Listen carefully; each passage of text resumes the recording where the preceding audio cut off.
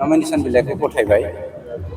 खोब गोजोननाय मोनदों दिनै 19 नं सिडली बियाबनि 2,17,000 भटार्सआ रायजो राजाफ्रा दिनै इउपिपिएल दोलोखौ देरहासार होनानै आसामावहाय जोंनि नैबे सिडली बियाबनि थाखाय मा मावनांगौ बिनि थाखाय जोंनो आशीर्बाद होनो फैदों।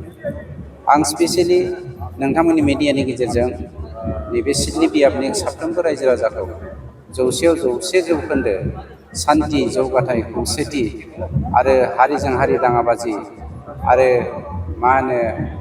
धोरोमखौ लानानै दाङाबाजि गैयै मोनसे समाज दानायनि थाखाय खामानि मावलांनो दिनै जोंनि बे हालामनि रायजोफ्रा हिन्दु मुसलमान ख्रिस्टियान सिख बुद्धिस्ट गासैबो जोंखौ आशीर्बाद होगोन आं बेखौ आसा खालामो। बे राजखान्थिनि बे मोनसे सिस्टेम गासैबो दोलोआनो बेयाव बाहागो लागोन। नाथाय दिनै थांनाय काउन्सिल बिसायख'थियाव एनडिएजों थानायनि थाखाय इउपिपिएल दोलोखौ गुबुन गुबुन जाथि जनगोष्ठिया सैगारदोंमोन। दिनै एनडिएनिफ्राय ओंखारनाय लोगो लोगोनो इउपिपिएल दोलोखौ गासैबो धोरोमनि गासैबो समाजनि मानसियानो दिनै सापर्ट होनो फैगासिनो। 100% देरहानाया सियर, जेननायनि थाखाय रावबो गेलेया, देरहानायनि थाखायसो गेलेयो। Thank you. नोंथांमोननि दोलोनिफ्रायनो गोबां सोद्रोमाफोरा केन्डिडेट लुबैदोंमोन खिन्थु मोनासै बिथांमोना। स्वाभाबिक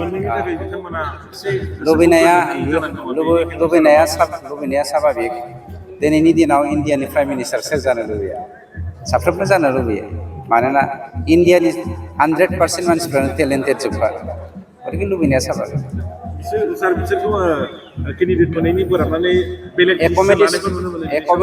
एकमडेसना गुबुन गुबुन रोखोमनि थायो। मालाबा सोरबाया सेआव फैगोन, सोरबाया 3आव थागोन, सोरबा 2आव फैगोन, सोरबाया सेआव थांगोन। बे स्वाभाबिक, बे इसोरनि महिमाखा। साफ्रोमनोबो आलदा आलदा मोनसे नर्म होदों इसोरा जेरै नर्म होदों बिदिनो दावगालांनांगौ। साफ्रोमबो मोननाय टिकेट मोननाय आरो बिजाथिफोरनिसिम आंनि गोरबोनिफ्राय शुभेच्छा थाबाय। जों साफ्रोमबो मोजाङै मोजां जौगालांनो हाथों, देरहाखांनायनि उनाव हालामनि खामानि मावनो हाथों।